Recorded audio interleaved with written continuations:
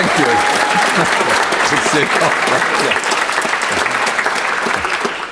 Here's me trying to bang clapping. What a bad start. Not a good start for me, but there we are.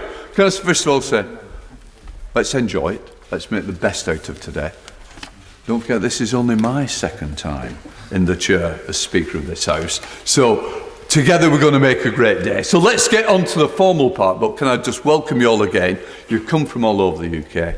I'm really pleased to be with you. As I've said earlier to some of you, you are the future.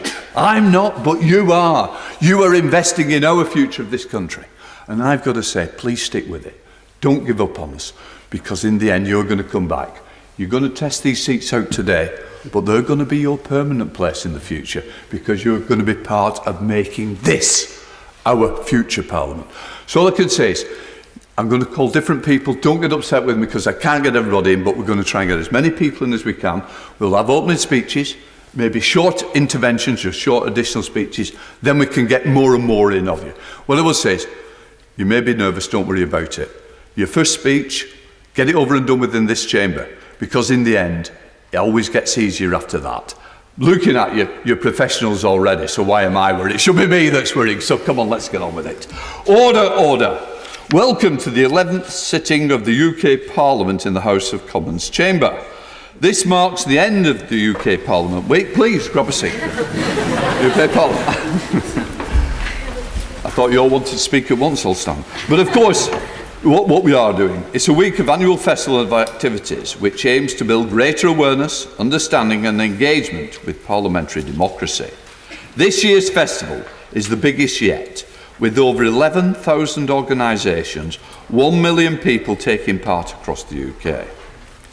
Today's 5 debate topics were chosen by over 800,000 11 to 18-year-olds who voted in the annual Make Your Mark ballot. Today, the UK Youth Parliament will choose the 2 issues it wishes to take forward as a priority campaigns for 2020. At the start of the new Parliament, the Petitions Committee will launch online petition on the UK-wide issues chosen as the priority campaign. If the petition reaches 100,000 signatures, it will be considered for debate in the House of Commons. This year's UK Parliament also marks the 6th year of the Paul Bosket Memorial Award. This award was set up in memory of Paul Bosket MBE, who was one of the driving forces behind the UK Parliament and the British Youth Council. The British Youth Council support workers, parliamentary staff and guests who have been given a ballot papers to vote for the 2 awards. The Best Debate, Lead Speech, Best Backbench Contribution, presentation of awards will take place at a reception to be held at a later date. Today's proceedings will be recorded but not broadcast due to the strict rules on election coverage and the necessity of retaining the impartiality of the House of Commons during a general election. After the election period, the recording will be made available on UK Parliament Facebook, Twitter, YouTube and Parliament TV. I am now going to call the Clerk Assistant, Sarah Davis.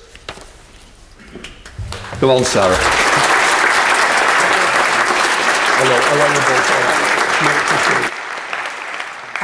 Very many thanks and welcome to this very, very special place. My name is Sarah Davis, and I'm Managing Director of the House of Commons Chamber and Committees team and a member of staff of the House Service. We as staff are strictly politically impartial, and we work with Mr. Speaker, the Deputy Speakers and members of all sides of the House, and we work to provide advice, research and all aspects of logistical and digital support across this parliamentary estate for what is actually a much wider parliamentary community. And for at least the first hour of each House sitting, I sit there in the middle chair where my colleague, all eyes on Ben, where my colleague Ben is sitting now. And Ben is actually sitting next to Mems, who's a former member of the Youth Parliament, just in terms of representing the many places that you can sit in this chamber. As Mr. Speaker said, the general election has meant changes to the way we need to run this year's Youth Parliament sitting. Clearly, until the vote in December, there are no MPs. So I am here, standing in for the Leader of the House of Commons, first time I've ever said that, to be able to welcome you. And the political nature of the topics you're debating today also mean that on this occasion we can't broadcast the sitting live, but it will be available on parliament.uk and covered on social media once the election's taken place. And as I said at the beginning, this is a very special place, and it's really great to see you all as members of the Youth Parliament here today, to be representing your local authorities on the issues that matter to them and matter to you. And I was really impressed to see that over 800,000 young people have been involved in selecting today's debate topics. And so in coming today and sitting here, you're bringing the voice of those young people to this chamber and reflecting the diversity of the United Kingdom. And it's important, and it's something that we stress throughout Parliament Week, that whoever you are, this Parliament is for you, and there are many ways in which you can have a say in what happens here and takes place here. It's easy, particularly as we talk about the general election, to think that democracy starts and ends with the act of voting, but it is much more than that. Democracy is continuous engagement. And at the start of the new parliament, there will be an e-petition that's launched on the topic that you vote to be your priority campaign today. And the outcome of that could be to change the law on the issues, any of the issues that you're considering, whether it's abolishing hate crime, protecting the environment, so on.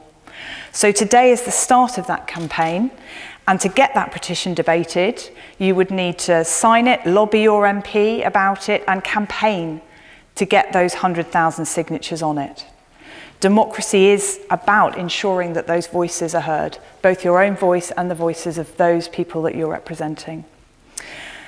So on voices, I'll move away now because it's time to start the debate. And many congratulations to each and every one of you for making the commitment to be here today, and for your commitment for all the preparation, all the practice, all the standing in front of a mirror that I'm sure you've collectively done to get yourselves ready. And it's okay to be nervous. Welcome. I'm just introducing myself. My name's Sarah Davis. I know you've had really difficult journeys to get here today, so thank you so much for being able to come. We were just talking about speaking today, all the preparation that you've done, and I was just saying to everyone that it's okay to be nervous. I've been here in the chamber for very, very many powerful speeches, and sometimes those are the ones where people slightly trip up on their words, they're not quite sure, perhaps they're reading very, very carefully from their notes, that's okay. But the most powerful speeches are the ones that people make from the heart, that really matter, that show what is important to them. So just keep focused on that and you will be fine. And just remember that point, that in doing that, you're debating issues that those 800,000 people, young people, have deemed to be important. So enjoy it as much as you can through the nerves and make your voice heard. Thank you.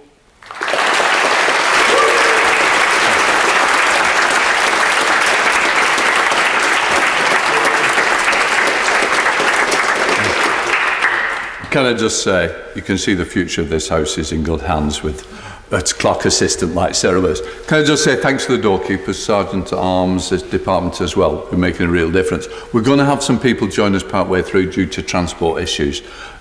When they come in, anybody who's missing, just we'll get everybody in, that's what things. Let's try and make a start. I think it's more important for you all. Right, let's start off. The Youth Parliament will now consider the first motion of the day, curriculum to prepare us for life. The full motion is printed on the order paper. I'm now going to call Tom Matthews, South West, to move the motion.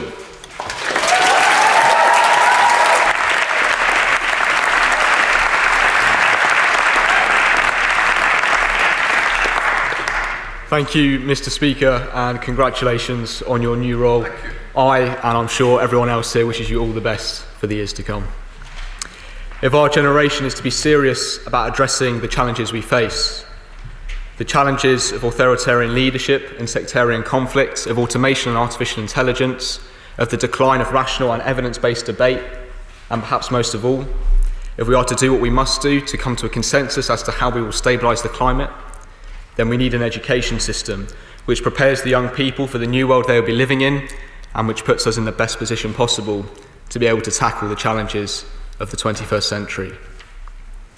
A Curriculum for Life has been our joint most common national campaign. And because we have prioritised the curriculum, we can now say that there are new guidelines for sex and relationships education and for physical and mental health education.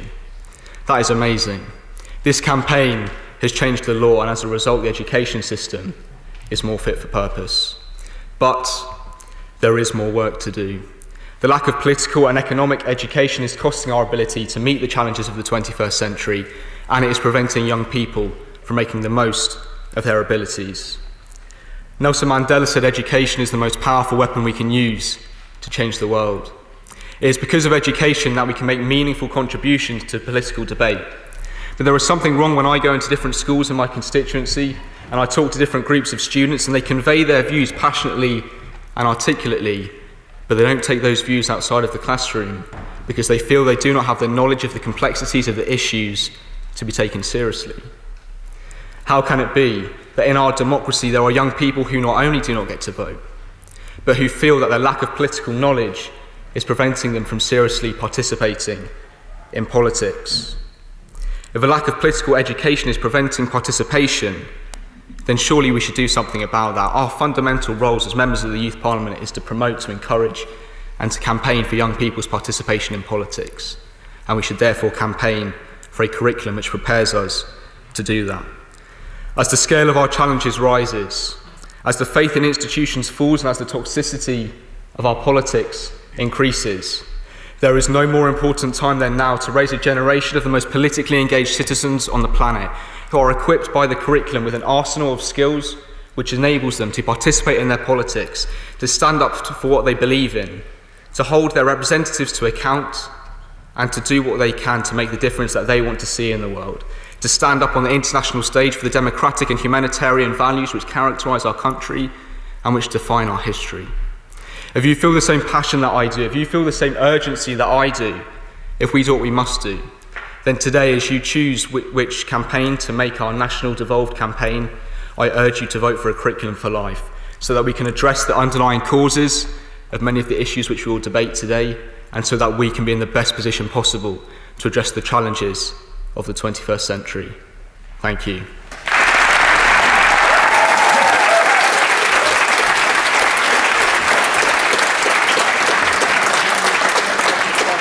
I now call Zach Bucknall from the West Midlands to oppose the motion.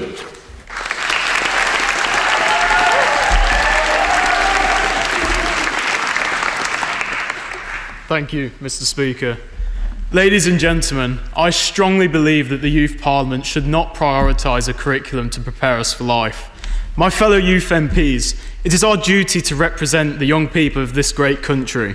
We strive to raise the morale of every young individual who is a part of the future generation, our generation.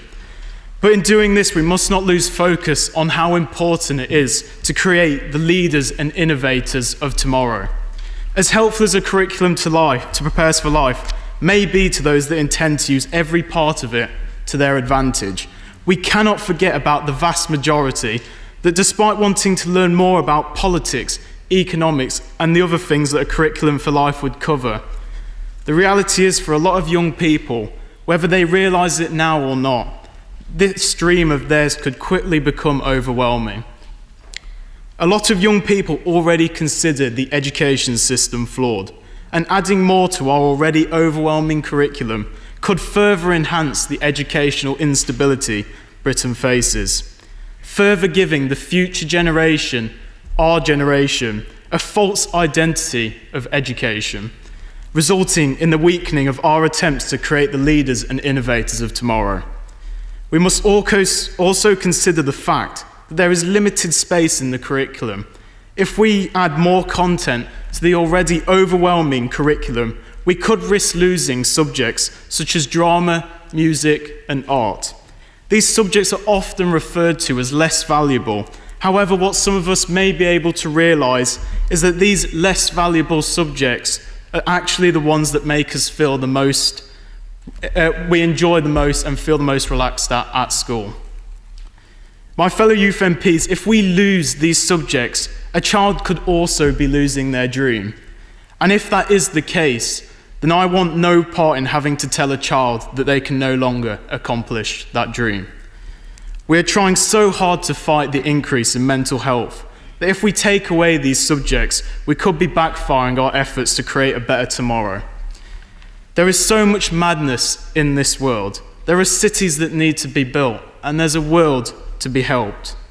So I strongly believe that it would be more beneficial if the Youth Parliament focused its efforts on mental health and modern-day crisis, such as protecting the environment, as we only have one planet and one chance to save the 7.5 billion people that inhabit it.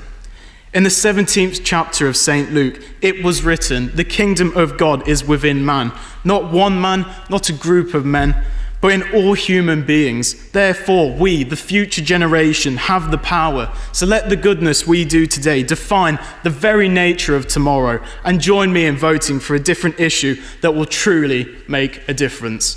Thank you.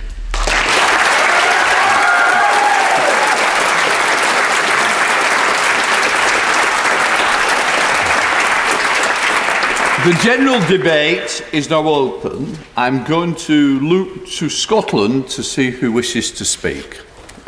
From Scotland? Marvellous, come on in.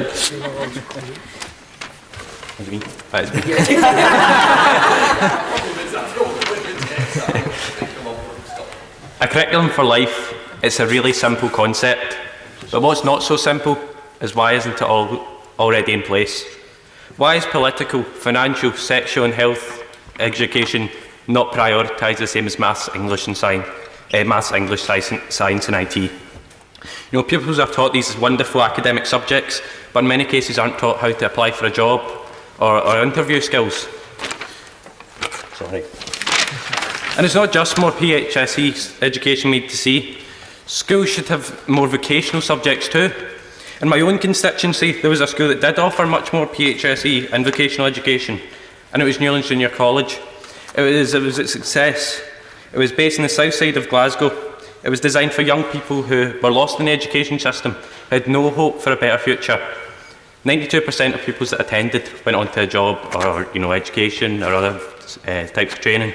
And that does show that it doesn't always have to be big, out-of-the-box changes to make a difference. Just a bit of common sense. Thank you, and thank you, Mr. Speaker. Well done. I'm going to call somebody from the northwest. Can you please give your name as well from speaking? My word.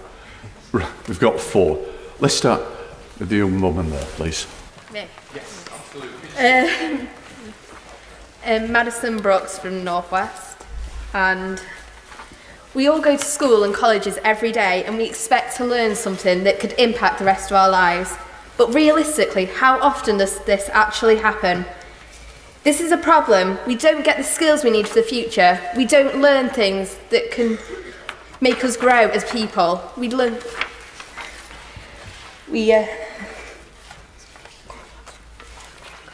spend years in education, and the stress we put on people is unnecessary and wrong. The exams we take just for one exam that won't help us in our lives. We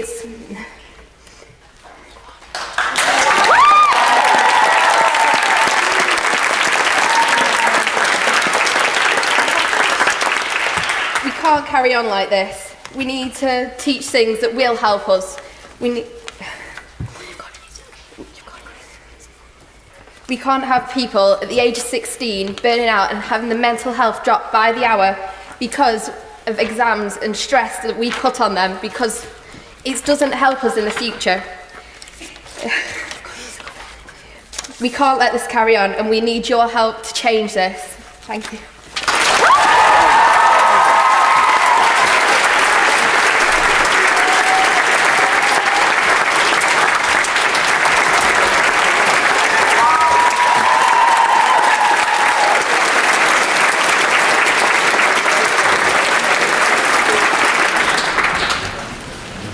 Right, well, I'm now going to look to call somebody from this side, and I'm going to be looking to the southwest, so can the southwest stand up? I'm going to take this young man here, please. Thank you, Mr. Speaker. I'm Henry Dean, MYP for the Isles of Scilly. Coming from the Isles of Scilly, me and my peers have been blessed with a great education, but it's not perfect, especially for curriculum. And I'm sure many of the young people from across the country would agree with me. We are not taught core skills in our curriculum. Finance is a huge gap. Martin Lewis, the money-saving expert, said, as a nation, we've educated our youth into debt, but never about debt. Debt, and money in general, can lead to mental health problems, addiction, and violence, maybe including knife crime. Voting for this motion is like a 3-for-1 offer. No, 4-for-1. Or more, if we take in the wider picture of a good education. We live in a buy now, pay later culture, when it was this, and still is, the philosophy that's contributed hugely to our global environmental problems. So let's not ignore the importance of a good education and vote for our generation to have the best possible future. Thank you.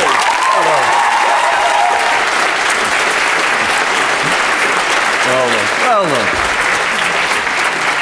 Right, I'm now looking to call somebody from Wales. My word, we've got 3. Where do I start? Let's go to the middle of the 2. Come on. Thank you, Mr. Speaker. My name is Victor Chunka and MYP for Cardiff, Wales. Mr. Speaker, my colleagues, curriculum to prepare us for life has been voted constantly by young people of the UK, and it has been on the Make Your Mark ballot for 6 years, during the years of 2012 and 2017. It is also found this year with 139,344 votes. A curriculum to prepare us for life is one of the main issues of young people, because young people need to be prepared for life, but educated and have the greatest general culture with them. Focusing on skills in isolation can kill interests in any discipline. Many have been put off by mathematics for life, by endless tasks that did nothing to inspire them. Many have spent years grudgingly practicing for music examinations, only to abandon the instrument altogether once they've made the grade. The real driver of creativity is an appetite for discovery and a passion for the work itself. We want schools and their partners to inspire us and help us make our dreams come true. To do this, we have to overcome a lot and bounce back. Learning, questioning, and research are vital elements of progression. But how does education help one to prepare us for failure? We need to be taught to take risks and that it is okay to fail sometimes. As Winston Churchill once said, success is not final, failure is not fatal. It is the courage to continue that counts. We can learn from mistakes more than successes, and we can react to them if we are taught how. Many young people ponder every day and reach these inevitable questions. What is your life plan? What if you wake up tomorrow and have no job? We need to be supported, prepared, and not to be depressed, and to know what we have to do. They say Rome wasn't built in a day, but that was too long ago. We need to be able to learn and to be able to create our own Rome, because we are tomorrow's future. As the MYPs, the leading voice of young people's rights in this country, it is not just our responsibility, but once again, it is our duty to vote for a curriculum to prepare us for life. Thank you very much.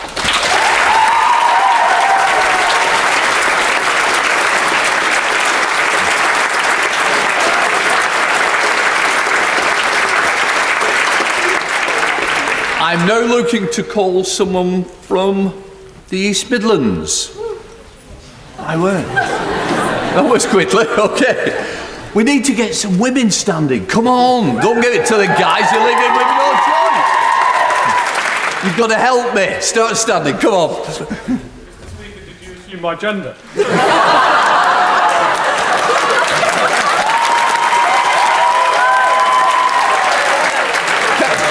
Can I just say, the chair is always neutral. And don't forget to give us your name.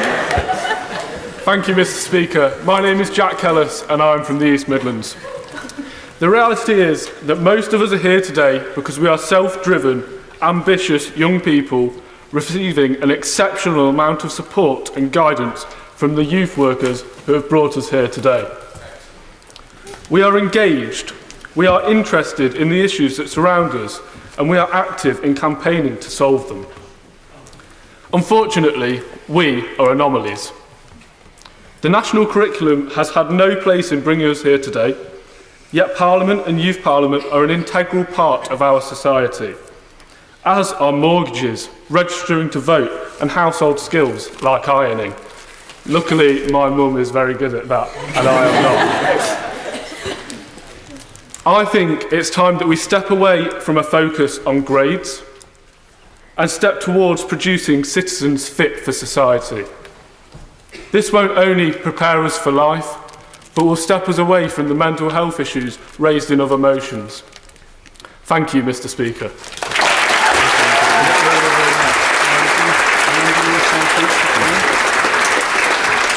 I'm now looking to call somebody from the London region. Hello, look at all this. Where do I start? Young lady in the middle, young woman, please. Thank you, Mr. Speaker.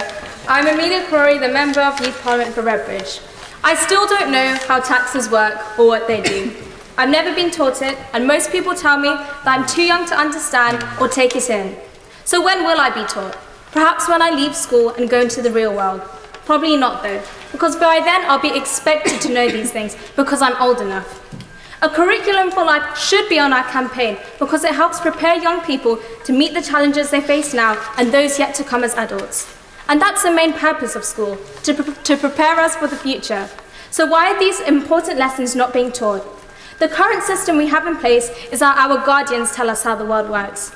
For many people, this isn't possible, and this responsibility should not be placed on parents, but the teachers, as this prevents any censorship or bias. I'm sure we would all prefer if we didn't step into the world outside of school blindly.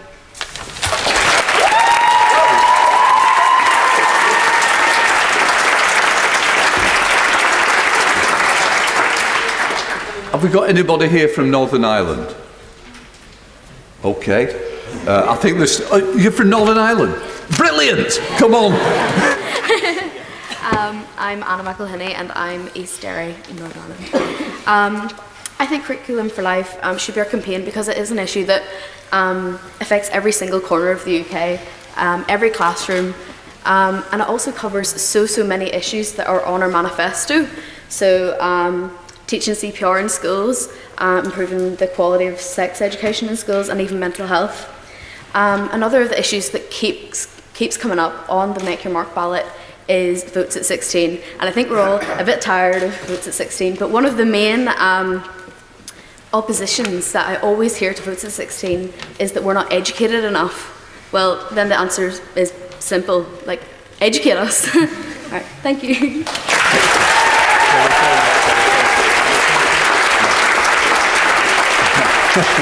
I'm looking to call somebody from the southeast. Oh my word! What a well representation. Had a few women, haven't we? Let's go to a young man, please.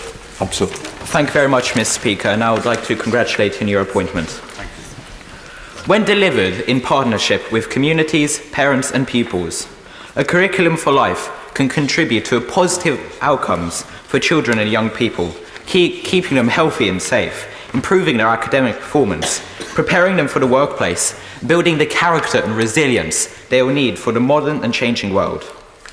Elevating the status of a PSHE education will not only persuade schools in the whole education system that the subject should be at the core of learning, it will also send a message to parents that their queries about child safety are finally being heard.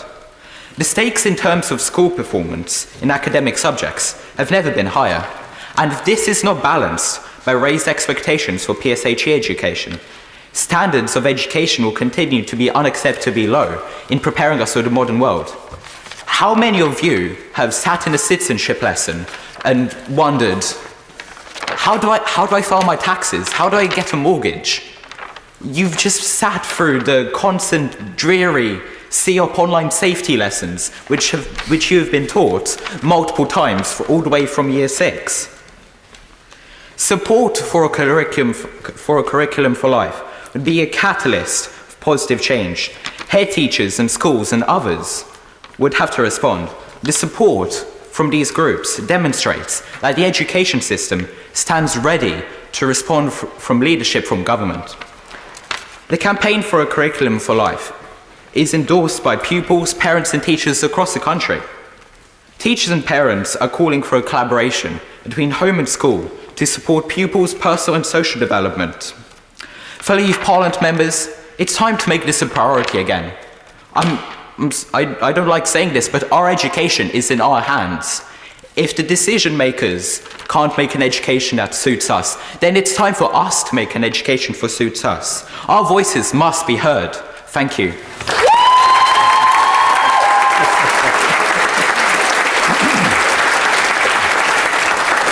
I'm now looking to call somebody from the northeast.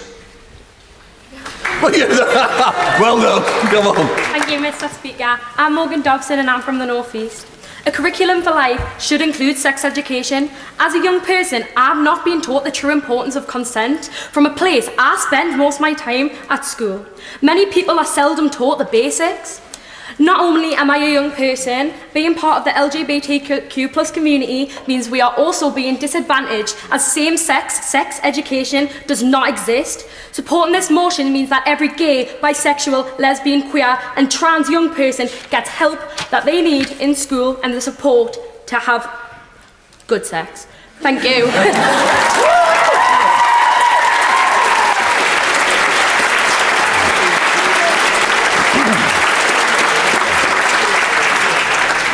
Have we got anybody who wants to speak from the Army Welfare? If not, what I'm going to do, I'm going to take somebody at random on this side, and I'm not even going to look what region. So anybody wants to stand up, and I'll just pick somebody at random. Young woman there, you've got your boot the highest, absolutely. Thank you, Mr. Speaker. My name's Holly Leggett and I represent Kent. There is no doubt that the lessons young people are taught are outdated and unhelpful. We're expected to learn things that we would never put to practical use, wasting valuable learning time. Whilst previously proposed subjects in this matter, such as taxation and finances, are important for our education, what happens to the subjects that are left behind? Events in history that are overlooked also provide valuable life lessons, looking at how we tackle hate crime to ensure that these often catastrophic events do not occur again. Reforming our education would allow students to gain perspective of not just academia, but of valuable life lessons based on both life as an adult, but of the steps taken to achieve social justice throughout history. Thank you.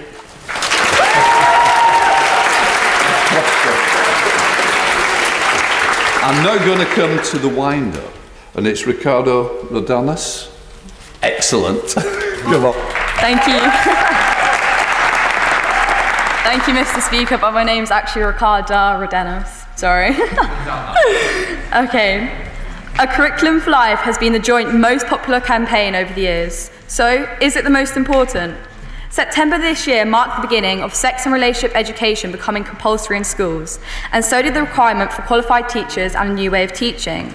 A tremendous step towards our goal, but we've yet to see the same treatment with other aspects of this motion. You have changed the law to improve the lives of so many young people, an incredible incentive as to why we should keep campaigning until our students achieve an education they deserve.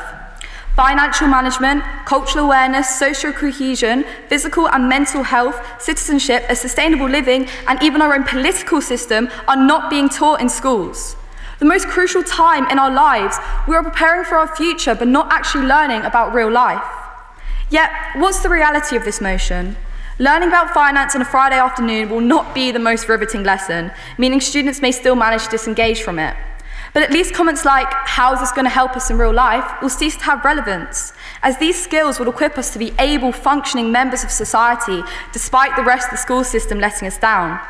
However, we don't want to amplify our already overwhelmed system, creating educational instability and rebounding our efforts to improve our education. If resources are redirected towards a curriculum for life, we could see a cut in the less important creative subjects. These lessons are a break in the monotonous chain where students are allowed to be innovative. Another vital skill that schools almost sought out to destroy with their industrial age values. We are not robots in a factory. Without a creative outlet, I'm sure mental health issues will follow. But a curriculum for life far transgresses the individual. It's the solution to many more staggering issues. I'm not going to scare you with the plotline of most sci-fi movies, but with automation on the rise, it's a problem that shouldn't be left for our future generations to handle. just like the issue of climate change has been thrown onto us, which is also why we should be teaching the brilliant youth about a sustainable living. A collective effort to change has and will always be the driving force to action. Envision a future where the threat of global warming will feel like a distant nightmare. A future where the study of culture and social cohesion will destroy the concept of division and unite us as a community. A future where the barrier to politics has been torn down by a political understanding. Nonetheless, we need to make sure that this motion doesn't create a barrier to many young people's dreams. The concept of equal opportunity needs to be reinstalled without pushing our system over the edge. Though we can't deny what our youth parliament stands for, to encourage the voices of young people. So when students have lost even the ability to stand up for themselves and others, essentially because they can't conjure a rational debate, we need to make a change. A curriculum to prepare us for life. It's all in the name. To secure our future and the future of this country. Thank you.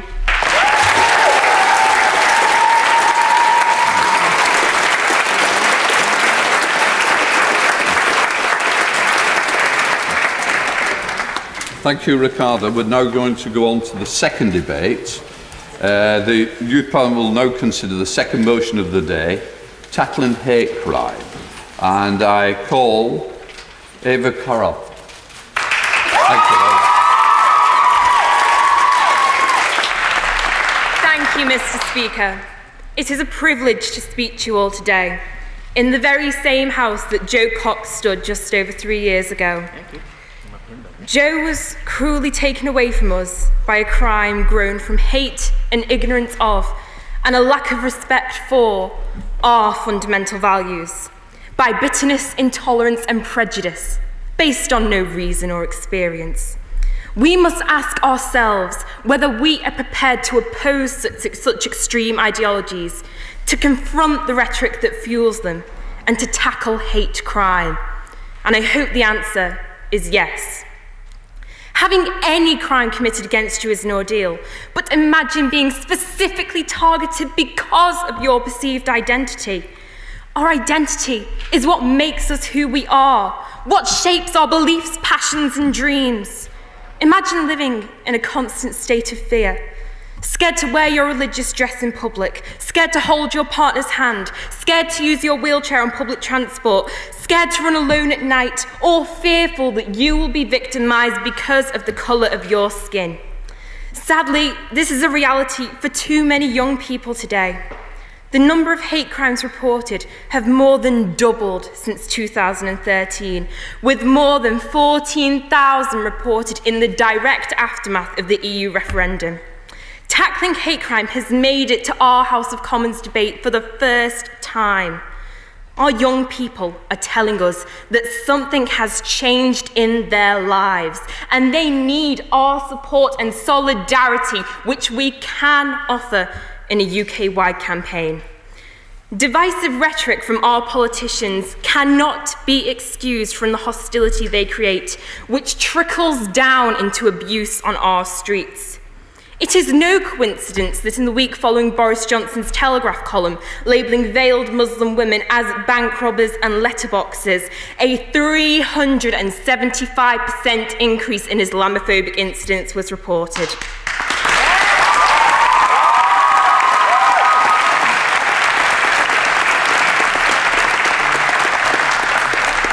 We have a responsibility to call out harmful language when we hear it, because this is the true way we can tackle hate crime. As Martin Luther King said, darkness cannot drive out darkness. Light can do that. Hate cannot drive out hate. Love can do that. So I urge you to show that love and light today in supporting victims as youth MPs. Hatred is an emotive word, often associated with feelings of anger and disgust.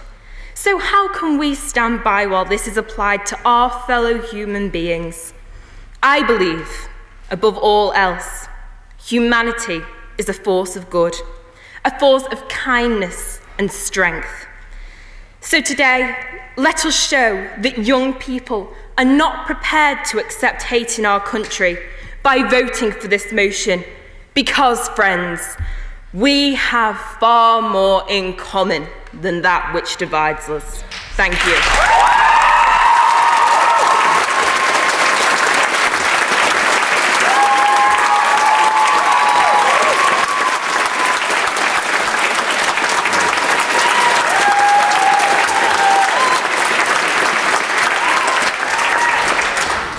Can I just say, you mentioned a great MP who tragically was robbed from this house far too early. But that's the plaque on the wall to Jo Cox that her family chose. So I'm pleased you mentioned that.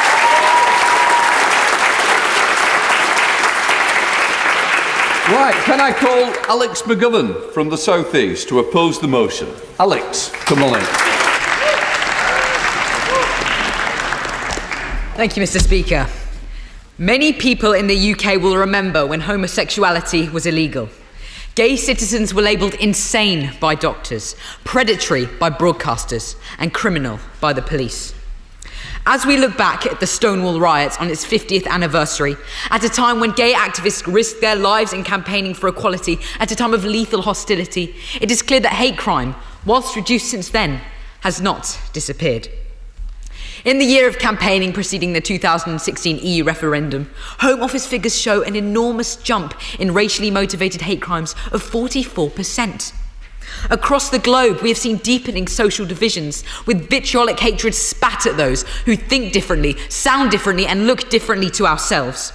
A dangerous us versus them mentality has been fostered, whipping up anger, violence, and even murder. Fellow members of Youth Parliament, it is all too clear that hate crime is an abhorrent issue that we must abolish. However, we must consider how best this is to be done. There is no doubt that without a greater focus on a holistic education system, the problems in our society will never change. Our current education system idolises grades in academia, snubbing lessons in life to focus instead solely on oxidation, octagons and onomatopoeia. We must question what we should be preparing young people in schools for, a set of arbitrary exams or life. Education should not simply be about cramming our minds with facts and formulas. Our current education system must be reformed so that students no longer leave school with solely a results card, but also having been thoroughly prepared for adult life. In relation to hate crime, this will involve the education system opening our eyes to countries and cultures across the world. Multiculturalism and diversity must be celebrated so that the perspectives of young people are widened from the street in which they live to the entire globe. To truly uproot hate crime, we must use education to break the social divisions in our society, remembering that whatever our race or religion, we all bleed the same blood. If we do not reform our education system, the perpetuation of prejudice and ignorance will only cause the rifts in our society to widen. Fellow members of Youth Parliament, it is all too clear that instead of spreading ourselves thinly over many issues and achieving little, we must stand together to achieve more. Reforming our current education system will not only tackle hate crime, but will in fact energise every other campaign, because every campaign has its roots in education. From increased political education for votes at 16s to more environmental education to tackle climate change. If the Youth Parliament unites behind reforming our current education system, the campaigns will completely change and take on a new form. So the choice isn't hard. If we focus on reforming our education system, every campaign, and therefore every young person, will win. However, education about hate crime will only succeed if our politicians support this. And I fear that the people who need the education most is them.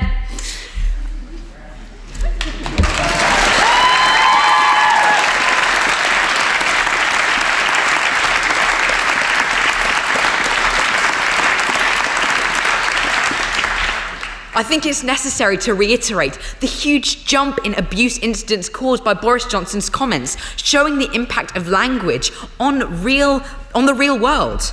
Because after the murder of the MP Jo Cox, we are now reverting back to a political discourse that is poisoned with hostility, animosity and brutality.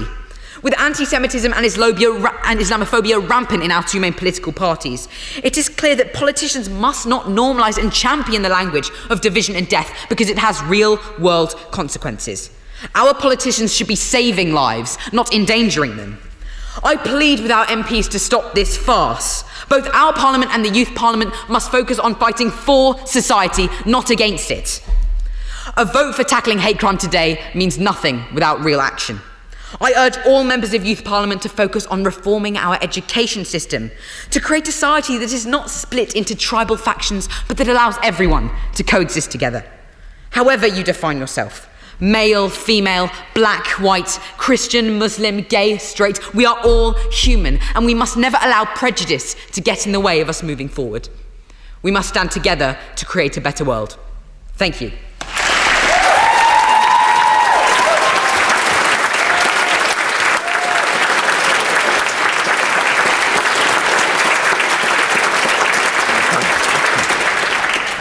The general debate is now open. I'm looking to call somebody from Yorkshire. You're right in front of me. Go on, please. Okay. I am Rebecca Morgan and I'm representing North Yorkshire. First of all, I want everyone to look around the room today. You will not find one person who is the same as you. We are all individuals of different sexes, races, sexual orientations. We are an example of the best of what this country can be. A group of people who come together despite our differences, despite what people with prejudices may put against us. As the speaker said earlier today, we are the future. And by supporting this motion or supporting the education motion, we are proving that we can all come together. And that's what this motion is about. This motion is about people.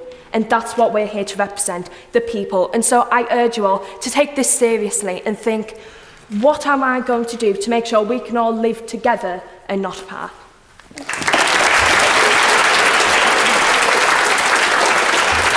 I'm looking to call somebody from the southeast. Oh, I think, yes. Come on in. Thank you. Mr. Speaker, members of the Youth Parliament, I would like to share a story with you. This story is about the intolerance, the hate, the fear in our society. This story is about a girl from my constituency. This story is about a girl who lives in a safe and welcoming neighbourhood. This is a story of a girl whose grandfather fought for the British in the Second World War. This is a story of a girl whose father was asked where he had hidden his boat, whose mother had to change her name because she feared being discriminated against. This is a story about a girl that is victim to hearing rumours, derogatory comments, curses every single day, simply brushing them off. This story is about a girl, members of the Youth Parliament, who has time and time again been a victim of having eggs pelted at her home. This is a story of a girl who has tomatoes bowled and lobbed at her house, where her family and siblings are just trying to spend quality time together. This is a story of rocks and boulders being hurled and heaved mercilessly, smashing all the windows, all the ideas and all the visions of that girl. This is a story, members of the Youth Parliament, about a girl who wants to see the world as her oyster, yet cannot step outside her front door because she's scared of what she might encompass, of what she might face. This girl is confident, yet shattered when her windows, her car and her mind are broken with the boulders of hate, insult and insolence. This girl feels as if all these stones are supposed to strike her down, are supposed to silence her, supposed to interrupt her plans. That girl should not have to feel this way. Perhaps, members of the Youth Parliament, you might know someone like that. Perhaps you do know her. Perhaps someone does come to mind. That girl is standing in front of you right now. That girl is this girl. That girl, members of the Youth Parliament, is me. Is it because of my race? Is it because of my religion? Is it because of my gender? Is it because of my age? Is it because of my name? I wouldn't want anyone else to go through the same things that I have been through. We need to put this motion forward. We need to put emotions over notions. We need to put facts over fiction. We need to put this motion forward. We need to put this motion forward. Thank you, members of the Youth Parliament.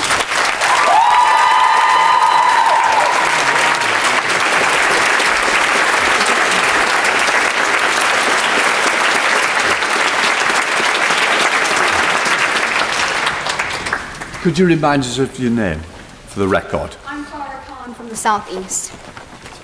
Right. I'm now looking to call somebody from the West Midlands. Young man, come on. Thank you very much, Mr. Speaker. Hopefully you won't forget the West Midlands like you did in the last debate. We never got to speak on a curriculum for life. Yeah, I think they opened the debate. West Midlands. Well, I think if it helps, I'll deliver a great speech then to make up for it. My name is Harun Arshad and I'm from the local authority of Birmingham, and I'd like to say Assalamu alaikum wa rahmatullahi wa barakatuh. Thank you very much. So saying this sacred greeting and wearing what I have now is the choice of my own.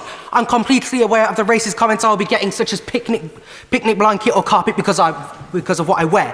But I wear the Imran Khan, Prime Minister of Pakistan, attire today because I'm proud to be Muslim and I'm proud to be Pakistani.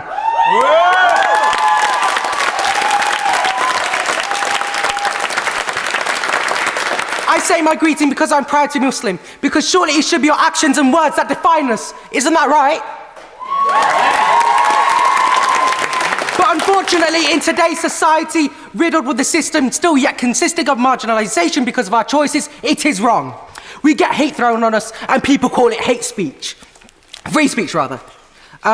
This can then lead to events such as Boris Johnson saying that niqab wearers are bank robbers and letterboxes, which then led on to the Punish a Muslim movement. Now, this movement was abhorrent and was an absolute disgrace, and this movement was completely poisonous to all of us in the Muslim community. And believe me right now, when I say nearly every Muslim like myself and nearly every other Muslim in this room today would have felt some fear because of a movement that was set out to perform hate crimes.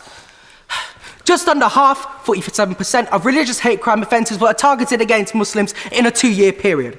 I could have stood here with a suit on and fitted in with the crowd, but no, I am standing here today to deliver this message that we should not be judged upon what we wear. It should be our actions and words that define us. And my action is to wear this and say that we should fight the fight against hate crime.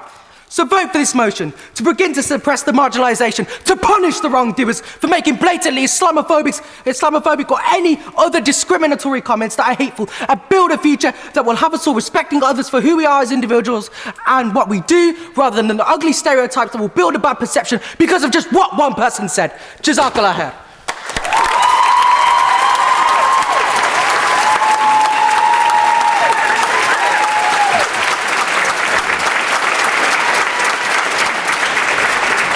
I'm looking to call somebody from Wales. How do I choose? Ron, I can't see that far. Listen.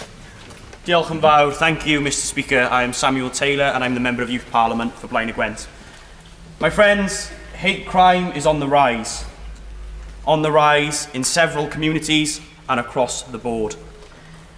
In a current political climate that has been forged by a referendum fought on over-exaggerated issues around immigration, it is no wonder that our racial hate crime statistics have soared. How can we, as respectable members of this youth parliament, sit back and allow for racially offensive slurs and racially motivated attacks to just happen?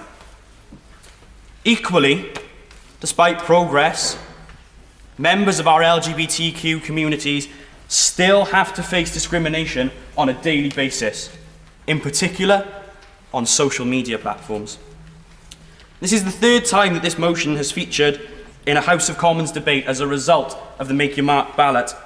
It is something that we clearly, as the UK Youth Parliament, need to address. We are elected to voice the concerns of our constituents, and 141,974 of our constituents nationally have asked us to address this issue. It is not simply the enactment of a campaign to stop the rise in hate crime. It is a campaign to stamp it out altogether. 170,000 hate crimes go unreported in the UK every year, and hate crimes in England and Wales have doubled in the past 5 years. But we can make a difference. Surely That's what we're elected to do. That is why we are sat in this chamber today, to make a difference. And what better motion to support in order to make a difference? Whether these hate crimes are racially motivated, or due to someone's sexuality, or their religion, or even down to their interests and hobbies, they're wrong. There is no other word for it than abhorrently wrong. Let's support this motion. Let's make a difference. Let's move forward as a united group of people looking for, working for, and finding change. Finding change for the better, for a more equal and fair society that we would all like to live in. Thank you.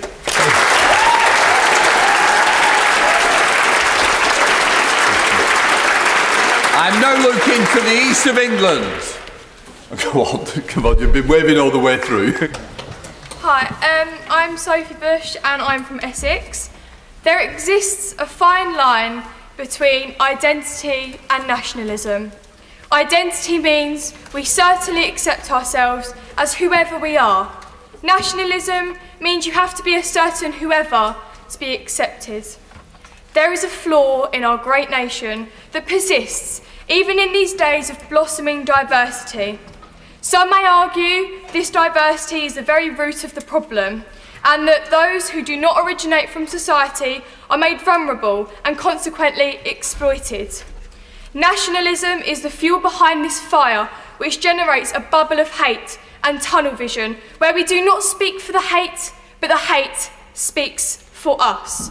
Although the problem manifests itself in everyday people, the real smoking gun for hate crime is the media. It has the power to destroy reputations and create damaging stereotypes that manipulate the view of its audiences, who blatantly biases the problems we face, the media, who uses scapegoats for the terrible actions of others, the media. The epidemic of knife crime killing our nation, blamed on young black males, the horrific reign of terrorism attributed entirely to Islam, the gender pay gap, who is it blamed on? Women. And what does this lead to? Hate crime. We have may lost some battles in our society, but if we stand against hate crime and vote for this motion and vote for the young people of the UK to have a safer future, we will not lose the war against hate crime. Thank you.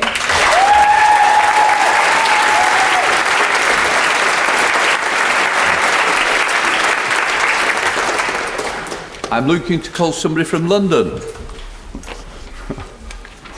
Right, I'm going to get my balance right as well, Jenna. Go on, young man. Oh, thank you. First of all, congratulations, Mr. Speaker. And secondly, I ask you, actually no, I plead you, please, any hate crime that happens in this chamber, on behalf of the future, the Youth Parliament, send them out that door, please.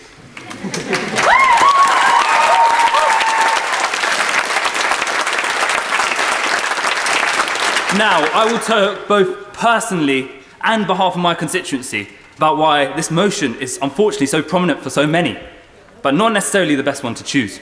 Now, I plead you to make a difference, but that's all we can do.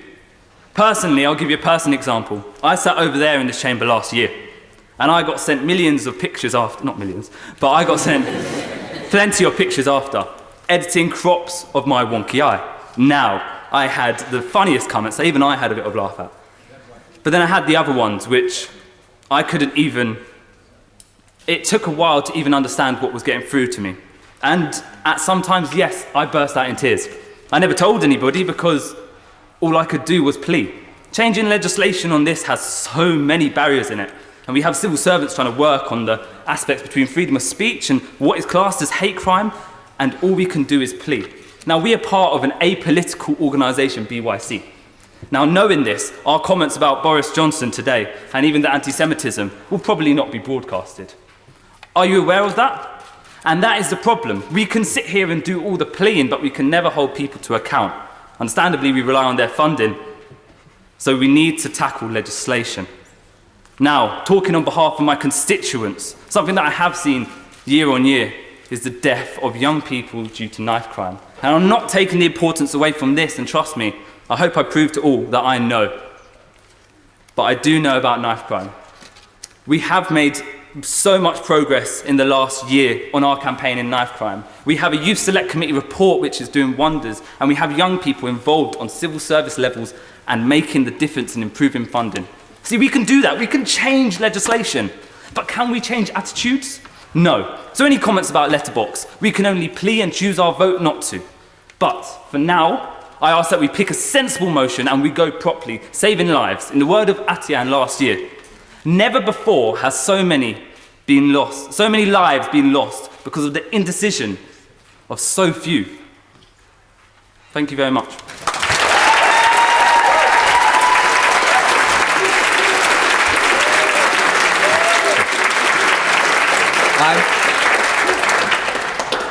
I'm now looking to call somebody from Scotland.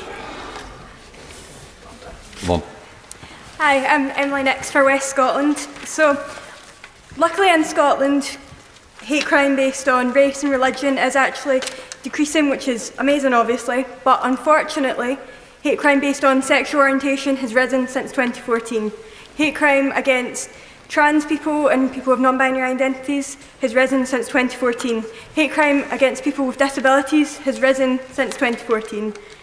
Threatening and abusive behaviour in terms of hate crime has also risen since 2014. We need to do something about this. We can't just ignore it and hope it goes away. We need to try and tackle it. Everybody deserves to be safe, feel safe to leave the house. Everybody deserves to feel safe to use public transport. Everybody deserves to feel safe to exist. Thank you.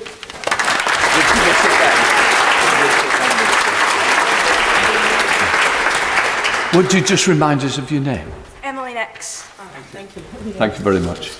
Right, let us come and looking for somebody from the northwest.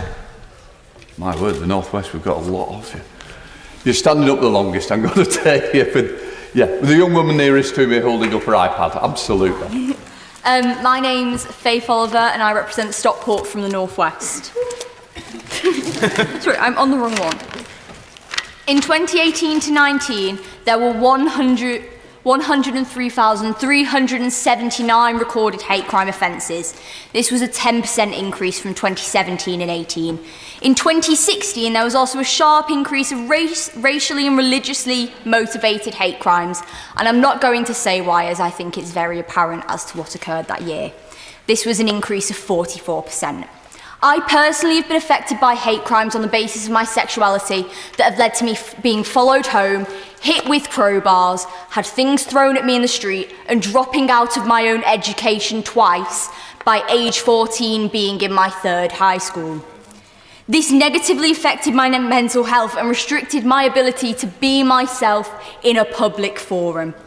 Although everybody's experience of hate crime will be different, as the UK Youth Parliament, we need to recognise the rapid increase in hate crimes and how many of the young people we represent will become victims. I firmly believe that it is our duty to do something to protect the young people that we represent, and we need to do our best to reduce the numbers affected by these horrific crimes. We are a diverse group of young people, so I can guarantee that people other than myself in this room have been affected by hate crimes, or know somebody who has been. I want you to think about how you or somebody else felt in that situation. I can almost guarantee it was a horrific feeling. Now I want you to tell me a legitimate justification as how you think we can allow these numbers to increase and allow the young people that we represent to be victims of these horrific crimes, allow it to affect their mental health, their ability to stay in education, and their place in society. Thank you.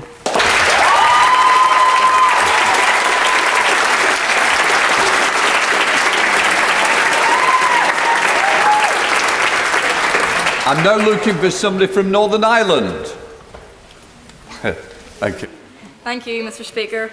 Hate crime has been embedded into our everyday lives without people even realising the bigotry, and it's become an endless reality. Without realising how quickly it has made communities turn on each other, and without realising that hate crime has been whitewashed by individuals and made into a normal part of people's lives. Hate crime is deeper than a few words, physical and emotional abuse. It's how it can be manipulated to control people. Back home in the north, the dinosaurs in Stormont were finally put to sleep when the legalisation of abortion rights was implemented and same-sex marriage eventually.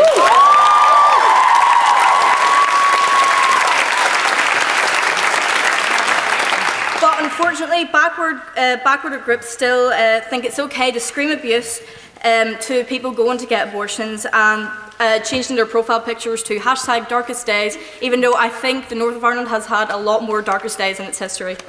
And it's a complete and utter hate crime towards women. But this is so widely accepted as an opinion, even though it's people's lives that are being tormented with for the sake of everyone else's backward view. To put it bluntly, hate crime isn't just a stereotype of gangs creating trouble. It's not always gangs. It can be seen in the organisations that we are meant to place our trust in, from sexist and racist politicians to the brutality of police and the courts. We need to switch on our minds and understand hate crime is growing in the authorities that we are encouraged to look up to, but in fact they exploit us and they exploit the people around us. Hate crime is about understanding the difference between right and wrong, just and unjust. And justice isn't always served as we have seen. We need to tackle it. We need to fight the people that are being exploited against by the state. To tackle it, it's about coming together and not tearing our communities apart. If you want to abolish hate crime, don't place your trust in the corrupt state. That has just caused the bigotry in the first place. Place your trust in the hands of the ordinary working people. Thank you.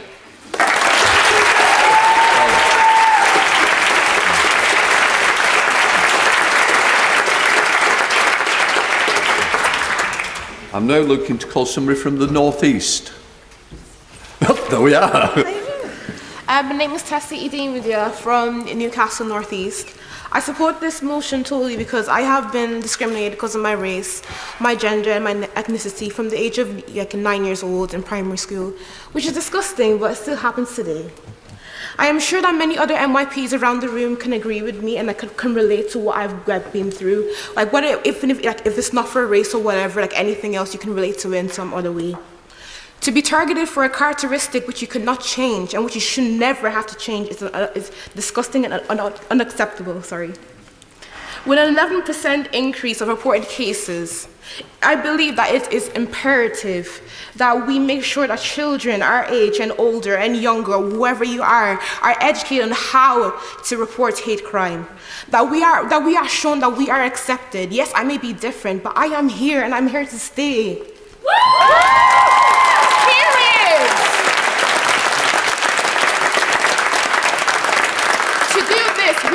We are ensuring that perpetrators are exposed.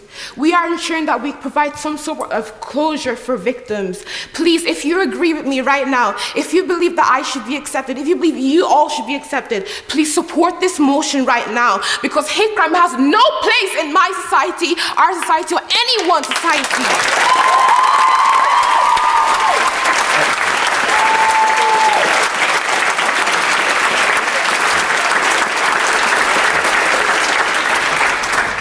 I'm now looking to call somebody from the southwest. You've won it. Thank you, Mr. Speaker. I'm Niall Bowen, Bath and North East Somerset. We've heard from the different stories, the moving stories, the abundance of anecdotes and statistics, and all it's done is confirmed that hate crime is abhorrently wrong and has no place in our society. But, Mr. Speaker, to tackle this, surely shouldn't we look at more than just a symbolic stand? We've heard these stories. They're horrible, but we have to look at hate crime in terms of education. And I think this point was raised very well by the opposition of the motion.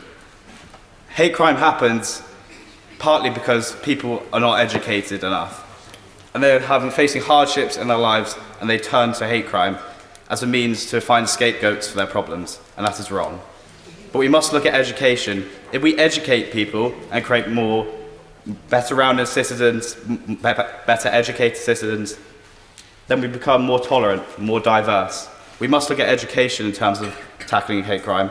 And therefore, if that happens, when our future generations come to this house and future youth MPs come to this house, we'll have less stories and less statistics. Thank you.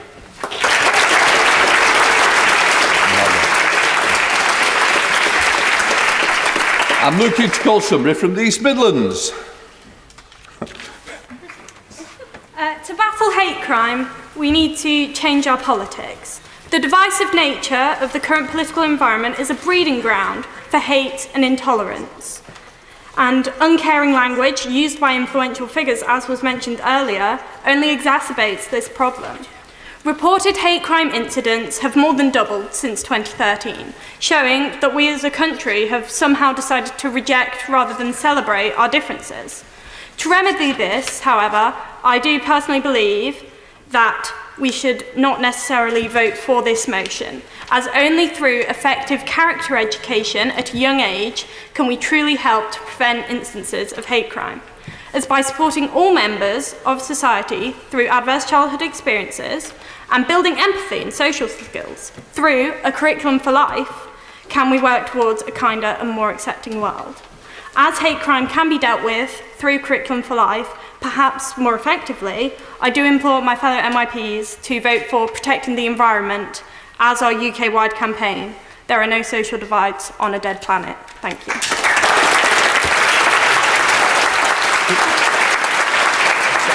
Sorry, could you just remind me of your name? Do good. She, her pronouns, Leicestershire, East Mids. Oh, thank you. Right, I'm now going to call Hannah Wittek, please, who is now going to conclude the debate. Thank you, Hannah.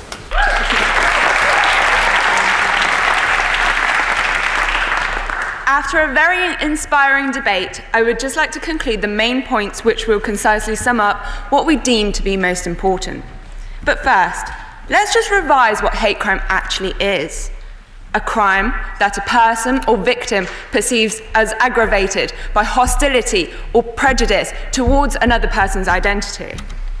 Hate crime has destroyed people's identity, their culture, their lives. This type of crime targets the most personal aspects of an individual.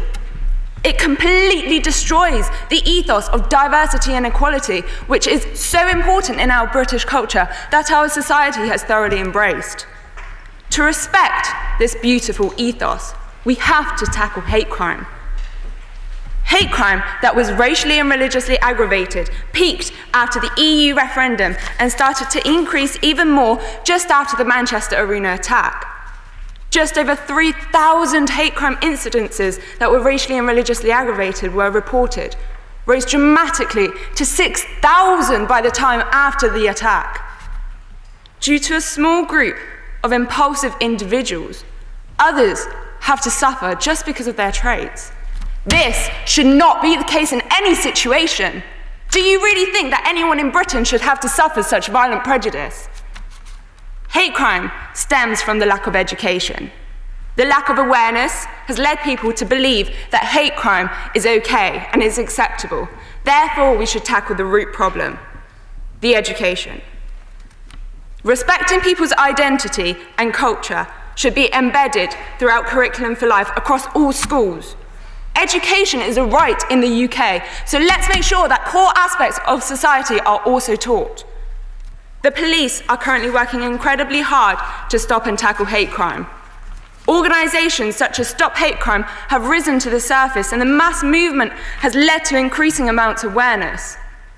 Campaigns have started all across the UK, so it is important for the British Youth Council and the young people to focus on the unseen problems. This campaign to reduce hate crime would allow society to be more accepting of people of multicultural backgrounds and would significantly reduce the amount of hate-aggravated crimes, especially amongst young people. Please stand with me with this. This can be done through raising awareness, introducing policies against hate violence, and improving the education in schools. However, this campaign would have to take multiple routes in order for it to be effective due to the difficulty targeting different age groups. It would have to embed all types of hate crime, which includes sexuality, culture, ethnicity, religion, gender, and all other aspects. To tackle hate crime would certainly be a challenge, but as young people, we will thrive to complete this campaign. I hope all of you take these important points into consideration. because it's very important to make a balanced and fair choice. Thank you.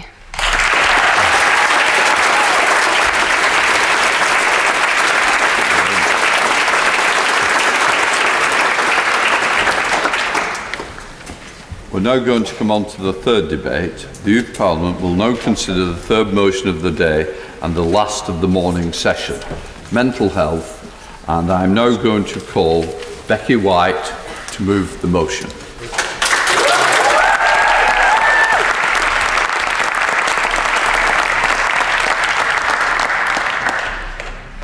It is our duty as members of the UK Youth Parliament to stand up and fight for young people, and I can't see a more important or pressing issue. We must stand up and fight for the right for every young person to have access to good mental health services. Choosing mental health as our next national campaign will open the door to much needed honest conversations around mental health, helping to reduce the stigma. With almost 9 out of 10 people experiencing a mental health issue saying that stigma or discrimination has had a negative impact on their lives, and 1 in 4 people in any given year experiencing a mental health issue, this is an issue we can no longer ignore. When something is openly talked about, it's openly discussed, it's no longer a shameful secret. This means that people can have open conversations, and with our campaign, we can empower them to have these conversations and therefore get the help they need. Having it as a campaign will also increase awareness and understanding around mental health. We have an opportunity today to help banish the unhelpful narratives that perpetuate mental health myths. Comments such as "just be happy" or "just eat more" shut down the opportunity for an open and honest conversation. However, if we choose this as our national campaign, we have the power to eradicate these comments and increase the general public's awareness of mental health across all generations, meaning that adults can better support young people to get the help they so desperately need and deserve. MYPs, to date we have the power to banish the stigma and these negative narratives. Choosing mental health as our next national campaign shows the 10 million plus children, young people and adults experiencing mental health issues that we care and that they deserve better. They deserve better than the unacceptably long waiting lists. They deserve better than the discrimination and prejudice that currently faces them on a daily basis. Ladies and gentlemen, we have the power to change this. They deserve better than the status quo, and today we have the power to change that. We have debated the issue of mental health time and time again, and while we've wasted time with inactions, the statistics has skyrocketed and the situation has worsened. There's been a 68% rise in self-harm in girls aged between 11 and 16 since 2011. The number of children and young people seeking help from child and adolescent mental health services in England has more than doubled over the past 2 years. But still, 75% of young people experiencing a mental health issue are not receiving treatment. This is simply unacceptable. Now is the time to act. Now is the time for mental health to be our next national campaign. We have the power to take a stand and support these young people. We have the power to reduce the ever-increasing statistics, waiting times and stigma. Chamber, we have the power. We can no longer ignore this issue and the millions of young people it affects. How can we sit here and be content with that number of young people who aren't receiving the help they so desperately need and deserve? How can we fail these young people year after year by failing to address this pressing issue? MYPs, today I invite you to be the change that you and your constituents want to see. I invite you today to make the right decision and vote mental health as our next national campaign.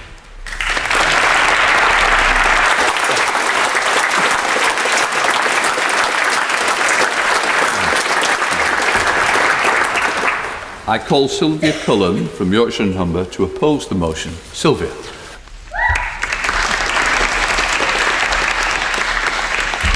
Thank you, Mr. Speaker. Youth MPs, we are serving in times of huge uncertainty. Nationally, we are in completely uncharted waters, and internationally, our planet's future is uncertain. Therefore, the decision facing us today is of more importance than ever before. It is undeniable that mental health deserves our attention. With 1/8 of under 18s suffering from at least one diagnosed illness and only 1/4 of these receiving specialist treatment, it is only fitting that the topic has appeared on the Make Your ballot for so many years. However, this does not mean that it should be our priority this year.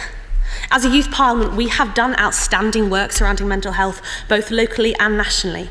The progress made is undeniable. Externally too, there has been a shift in attitude and the conversation is very much happening. The Duke and Duchess of Cambridge has spearheaded a high-profile campaign to get the nation talking, with 1.5 million people speaking out as a result. And we are heading in the right direction, both in terms of reducing stigma and being more open. I am not suggesting that our work here is done, but the foundations have been laid, which is perhaps the most difficult part. The proposition spoke very articulately about raising awareness about mental health and reducing stigma, but I argue that there is not as big a need of this as there has been in previous years. We are moving, albeit slowly, in the right direction, and although I completely agree that there is a crisis in youth mental health provision, and I implore those in power to act, I do not believe that we need to make mental health the #1 priority this year because of the current work already happening. The conversations are happening, the stigma is reducing, so now let's support this movement, but look elsewhere for our campaign. My mum has always told me, don't just give me a problem, give me a solution. So I'm not going to simply tell you why not to vote for mental health, but propose what our attention might better be focused. We only have one planet, and it is in dire straits. In the face of all this, all else fades into insignificance. We must acknowledge that the climate disaster is of greater magnitude than the mental health crisis. And if we fail to do this, then I would argue we fail our constituents. To cite Maslow's hierarchy of needs, physiological needs, food, water, safety, come before our psychological needs. This does not mean that our psychological needs are not important, but that they come second to our need for a safe home.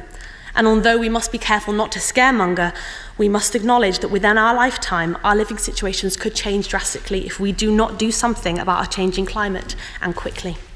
Mental health cannot be our #1 priority when our planet is facing such an uncertain future. We must stand up and fight for our planet's future, even if this means sacrificing very valid campaigns such as mental health. Now, representative politics is vital for democracy. In order to try and make sure that everyone's voices are heard, I'm going to try and sign the final part of my speech. What is clear is that our decision today is not an easy one. Mental health is a deeply personal subject to many people, and therefore something they advocate for very strongly. However, this year we have to focus on the planet. This has got to be the year of change where we prioritise our habitat over all else.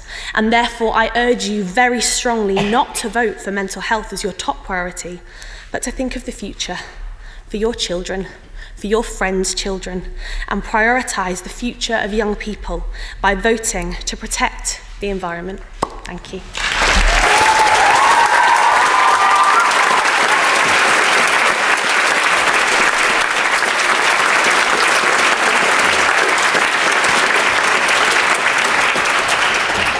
The general debate is now open. Can I remind you to just, as we go through, to use your name when you stand up, please. Somebody from Wales. Let's have somebody from Wales.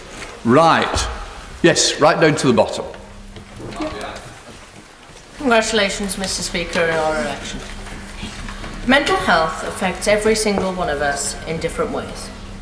There are many factors of mental health, including physical, mental, behavioural and emotional feelings.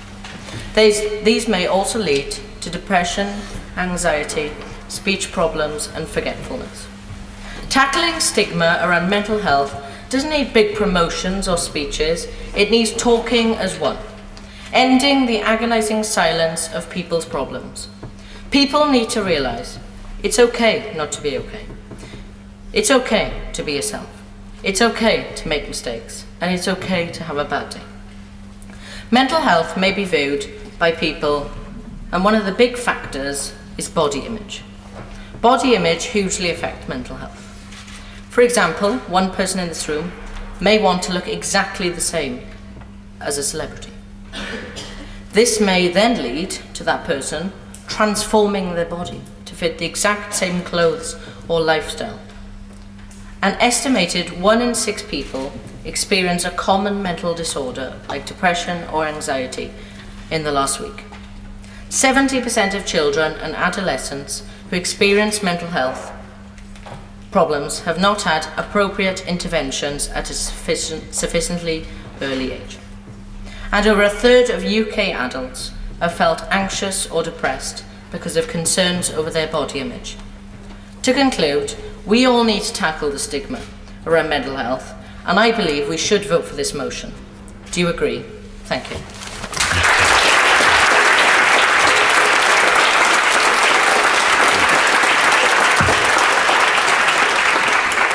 I'm now looking to call somebody from the southwest. Oh my word. I'm going to take the nearest person to me because you've got the biggest poppy. Excellent. Thank you, Mr. Speaker. My name is Hannah Doherty. I'm the MYP for the Cotswolds and Stroud in the southwest. Year after year, mental health has been brought before this chamber as a priority for young people, not only as a debate topic itself, but also at the root of other complex issues. Yes, as so eloquently put forward by the opposition, mental health is something that we have made a lot of progress on, and it has been Youth Parliament's campaign before, but I would argue no, we have not yet done enough. A mental health crisis cannot be solved without consulting young people on what changes they need, and without beginning a nationwide conversation about mental health issues. And this crisis is hitting those same young people across the country harder than ever. In a 2017 report, the Education Policy Institute found the lowest median waiting time for a young person to receive mental health treatment to be 5 days, while the highest average was 120 days. That is shocking. Fast treatment should not be a luxury for some, it is a necessity for all. If the government's Forward View plan is going to deliver services to 70,000 more young people by 2020 or 2021, we, as UK Youth Parliament, need to be holding them to account now. It's time for us to say, no, we will not just cheer up and make a real change. Thank you.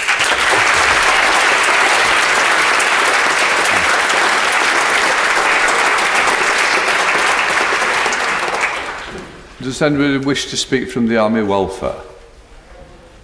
Thank you. Jordan Mental from Cyprus.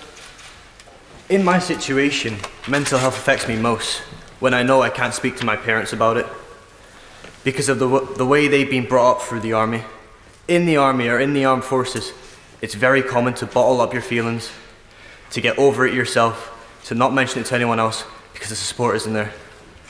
When I was experiencing mental health issues, I knew I couldn't turn to my father because I knew the first thing he'd tell me to do was to suck it up, was to get over it, was that it didn't exist and it wasn't bothering me. Anytime I told him I was stressed about my exams, about my friends, about my future, he told me that it didn't compare to him, that his stress was more than mine, so mine didn't matter anymore. I hope this goes through, because I know in public schools as well, where there are army children, there's no support for when our parents go out on deployment to defend this country. When our parents go away, putting their life on the line, no one else knows about it but us.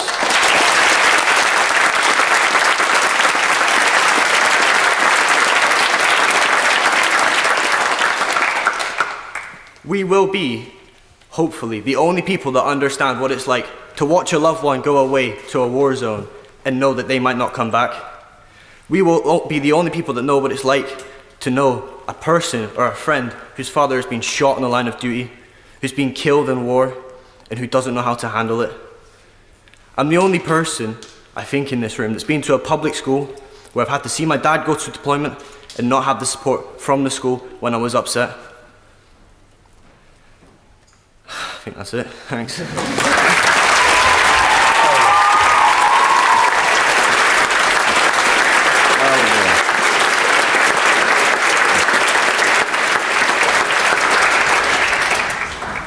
I'm now looking to call somebody from Northern Ireland. Come on then. Thank you, Mr. Speaker. I'm from Northern Ireland, from the Strangford constituency, and my name is Natasha Manganaro. Pronounce my surname whatever way you will. I've heard every variation. I stand before you all today to tell you from experience that bullying can have an enormous impact on someone's mental health. It can make someone feel worthless and struggle to make friends. How are we supposed to believe inspirational quotes when our heads are just swarming with the negative? You all know what I'm talking about. Studies have shown that those who are being bullied may develop destructive coping strategies such as self-harm and self-isolation just to avoid their reality. I would like to believe that we are living in a world that has a buffet of people who will help our young people who are in these situations. However, sadly, this is not the case. We need improved and increased mental health services which are accessible and respectfully done. And so I urge you all to vote for mental health as your Youth Parliament's campaign, because I know I will. Thank you.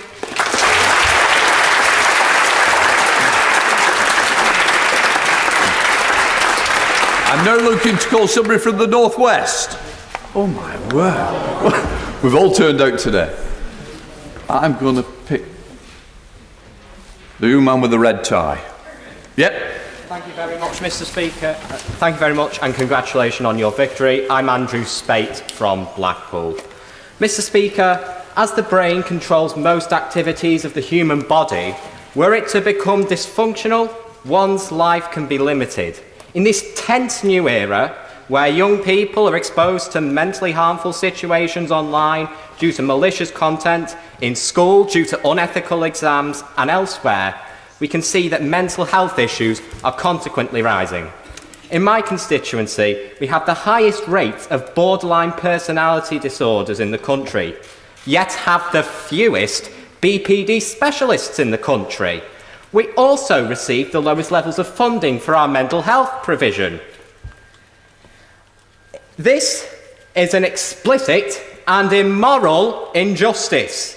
In my constituency, and undoubtedly elsewhere, there is a desperate plea that politicians lend their support to our mental health services, which are subject to radically unfair neglect.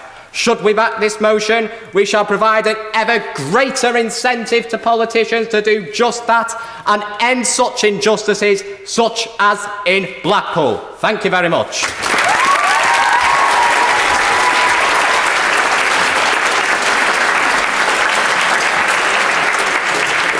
Can I call somebody from the West Midlands? I'm going to take the young woman there, please. Thank you, Mr. Speaker. I'm Amber Hirons and I'm representing the West Midlands, and I believe that we should have mental health as one of our campaign. Thank you. My mind's gone blank.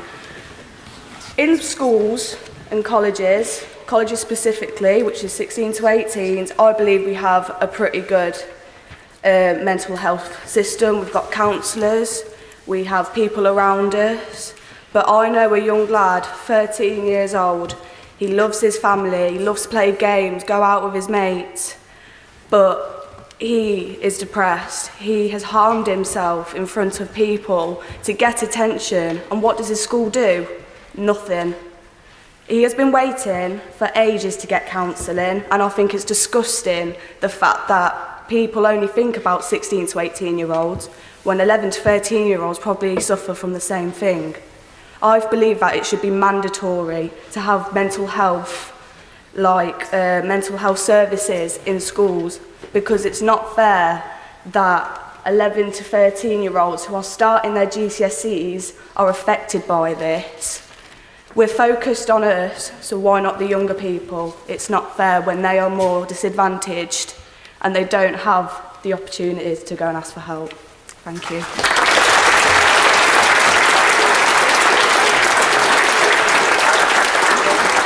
I'm now looking to call somebody from London. Where do I start? It's fantastic. You've all got a good turnout. Right. I'm just going to try and get the gender balance right. I'm going to go... Yes. Thank you, Mr. Speaker. There's no doubt that there's stigma attached to mental health issues. Although we've made progress, it still isn't enough.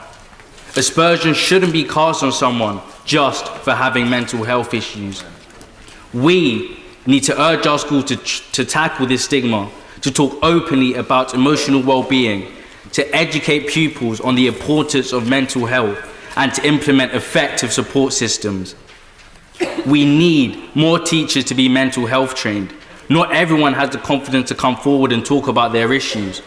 Mental health training can help teachers identify those who are suffering with mental health issues and support them.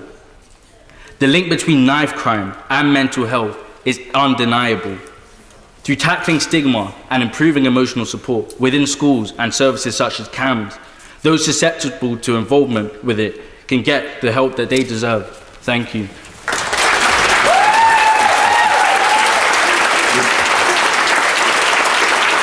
Can you give us your name? Shamar Stewart from Lucia. That's great. Right, can I find somebody from the northeast, please? Yep. Go on, sorry. Shara Macaulay, South Tyneside. Thank you, Mr. Speaker. So many of you in this room might be under the illusion that mental health awareness has progressed so much, therefore is being dealt with effectively. And although I can't deny that stigma has reduced and awareness has increased, there's so much more that needs to be done to increase the standard of mental health education, awareness and services to an acceptable level. The number of young people turning up to A&E with a mental health problem has tripled since 2010. Surely this is because young people don't know where else to go or to speak to. This, combined with the fact that 75% of mental health illnesses are established by 18, means schools, youth services and even sports clubs need mental health first aiders, so all young people have somebody to speak to and know where to go when they're struggling. Every single person in this room has the power to grab this campaign and use it so effectively to also tackle so many of the other issues we are debating today, and I urge you to do that. Thank you.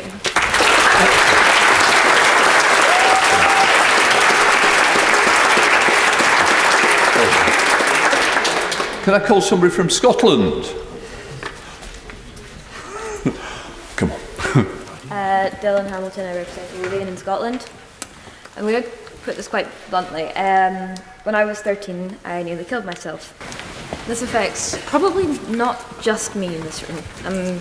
I'm sure we know that 1 in 4 people experience mental health problems in their life, and I know quite a few people who've also faced that in their lives. I also struggle with anxiety, and there's also one more thing that a lot of people on the rise are beginning to struggle with, which is eco-anxiety. We are looking towards land that's currently home to billions of people. We're looking to lose that, and that causes overwhelming anxiety. How are we supposed to focus on our education when, the future might not be what we're told it will be? How are we meant to help our mental health when other people are dying, is how I look at it. So despite all of that, one thing that keeps me going is I fight for this every day because I have to fight for other people. That's what's helped me the most with my mental health. I joined the School Strike for Climate movement, which has been the best thing I've ever done for my mental health. It has helped the eco-anxiety, it's helped my overall anxiety, when before I would panic standing in front of a classroom and then I did a speech to 20,000 people in Edinburgh. This is crucial to our mental health epidemic. Tons of people have said that it's helped them with their depression and anxiety. So as extremely important as mental health is, I would say it's extremely linked to the climate crisis. And I would urge you to vote for Protect the Environment. Thank you.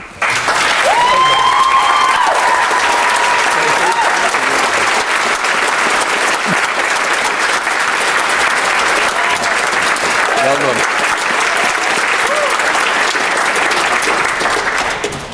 Can I have somebody from the southeast? Oh my word. God, you've got my attention. Thank you, Mr. Speaker. My name is Anna Mcgovern and I'm an MYP for Medway.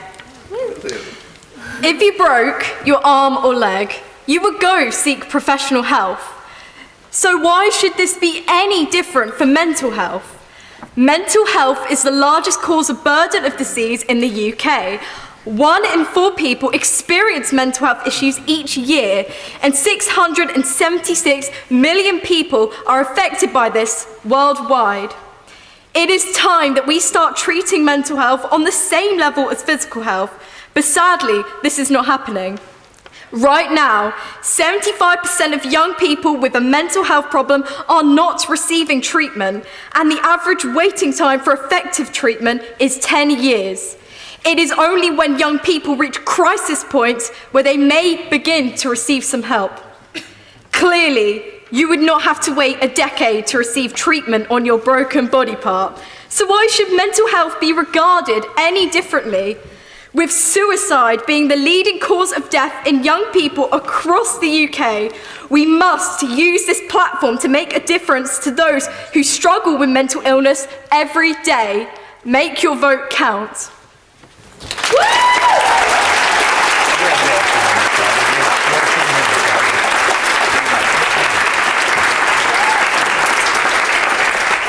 Yorkshire and Humberside.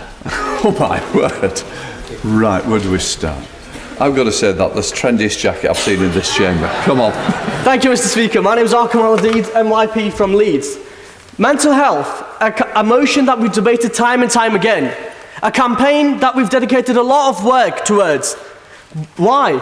Because we care about the future of this country. We care about the future of the young people of this country.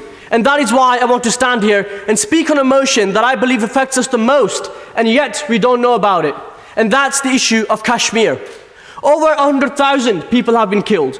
Women have been raped. Children have been blinded by the cruel and inhumane use of pellet guns. And yet, MYPs, you might be sitting there rightly thinking, that's got nothing to do with my future. That's got nothing to do with this country. Well, let me inform you. The issue of Kashmir has got to a point that both nuclear-equipped countries, neighbours, Pakistan and India, are talking about potential nuclear war. A war which will be the most deadliest war ever witnessed by the human race, effects of which will be faced around the world. And I don't want you to think for a second that I'm exaggerating this situation. These are not my assumptions. These are the statements made by the Prime Minister of Pakistan, Imran Khan, in his speech in front of the world leaders just last month in the United Nations. MYPs, I urge you to not stand with the Kashmiris, to not stand with Kashmir, because it might have a devastating effect on this country, or it might have an effect on the future. But I want you to stand with Kashmir. I want you to stand with the people of Kashmir, because we live in a country that's built on the notion of self-respect, individual liberty, tolerance, and most importantly, democracy. Then why is it when over 8 million Kashmiris are imprisoned in their own homes and can't leave their homes to get medical attention, can't leave to get education, that we stay silent? Why is it that when the right of self-determination is stripped off the people of Kashmir, we stay silent? We live in a country that doesn't just follow human rights, but it promotes human rights across this globe. So I urge everybody to stand up and speak up, and that's when we will have freedom, and we will protect our environment and this planet. Thank you.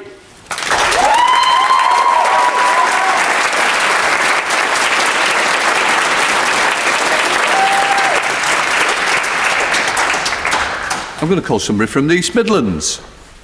Why not? You're up there. East Midlands. Thank you. Yeah, I'm Eleanor Laing and I'm from East Midlands. Today is power. We have the power. I'm fine. To put mental health as our main priority. Why should we stand here today and vote against environment? Yes, environment is going to affect us, but also affect the young people. But mental health affects each and every one of us in here in some way.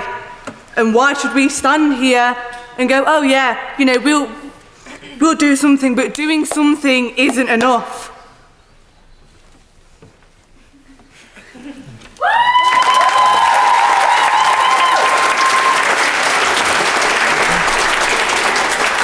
East of England. I'm going to take this young man at the end. Thanks. I'm Will Pope from Suffolk. In a study, it was found that 75% of mental illnesses start before a child's 18th birthday. And this figure keeps rising. Mental health doesn't always show on the outside. It's on the inside and grows like a tumour, getting bigger every day. My friend experienced anxiety and depression a few years ago. They tried to tell their friends how they were feeling, but they were told by them that they didn't have it, because they were laughing and having fun. They decided that they were being stupid and let it grow for another 2 years before finally it got too much and they told someone, who talked to them and got them sessions with a school counsellor. Bad mental health doesn't mean that you're constantly in tears or scared of everything. You can be the happiest person in the world on the outside, but feel horrible on the inside. If someone says they think you have mental health issues, that they have mental health issues, talk to them, be kind to them and get them help. Who knows, you could end up saving a life. I agree that waiting list times for school counsellors need to be shorter and more awareness needs to be raised. However, should we vote for this as our campaign? While this is a massive issue, I feel that our attention would be better focused on issues such as the environment. We need to tackle these environmental issues before it's too late. The environment was voted number 1 in my constituency, so shouldn't we focus on our planet before we focus on anything else?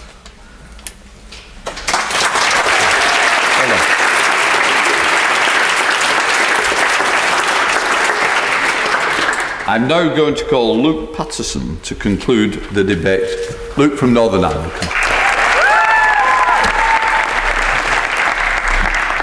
Thank you, Mr. Speaker.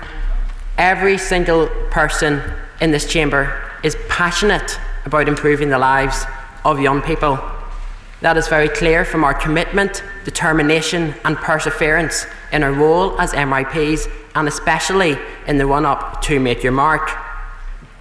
As a young person, both my head and my heart tell me that I should vote for mental health to become our devolved campaign.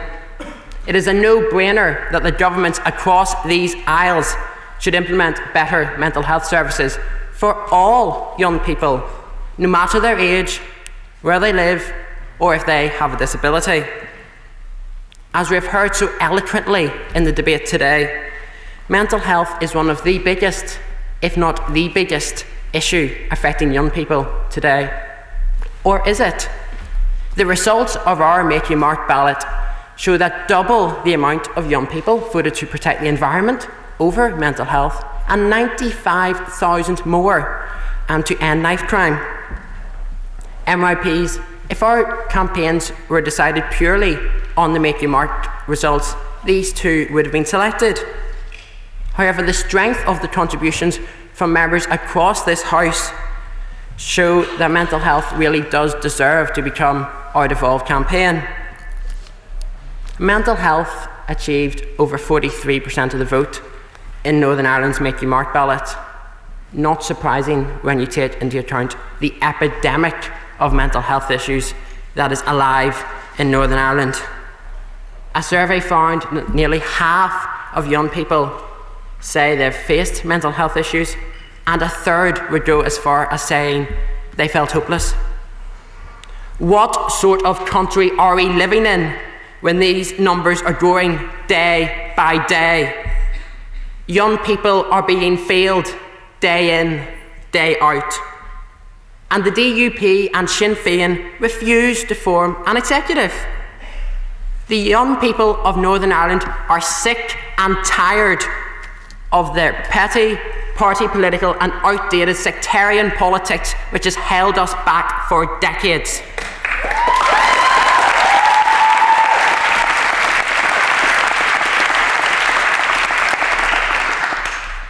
%70 of young people receiving mental health treatment have not received early enough interventions.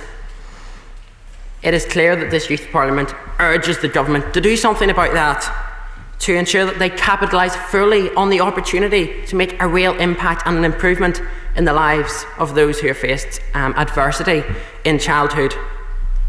It is clear what needs to be done. If this Youth Parliament selects mental health as our devolved campaign, we would be able to challenge and educate decision makers on the issues and problems young people face when trying to access mental health services and when receiving mental health services. As the proposing speaker said, we would be able to tackle the stigma surrounding mental health and further encourage young people to open up about what they are feeling. MYPs, the decision is in our hands. Let's make that decision wisely. Thank you.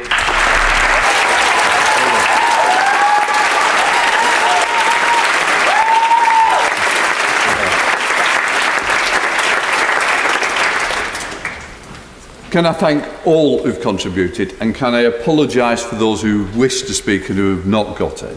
We're running slightly over on time, but what I want to do is thank the two clerks in front of me. I think you'd agree with me. They kept that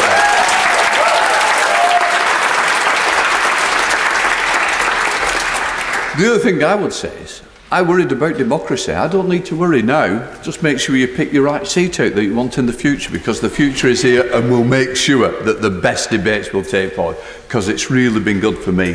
I think it's been exciting. I hope it's been exciting for you. I do believe we're going to have a photograph in a minute. I'll just close the order of today. But wherever you've come from, thank you for turning up. Thank you for having such a strong voice, and make sure that voice continues to be heard. MPs need to hear from you. Go and see them. Go and let them know what your views are. That's what people are elected to listen, not just take on board. We're going to have a bit of a laugh, I think. We're going to see the photographers try and climb up some steps in a minute. Now, what I'll do, I'll just officially close it. Order, order. That concludes the morning session of our sitting. The Youth Parliament will now adjourn to 1:40. Invite you all to return to Westminster Hall for lunch. In a minute, we're going to do the photographs. As I say, I won't be here for the afternoon session.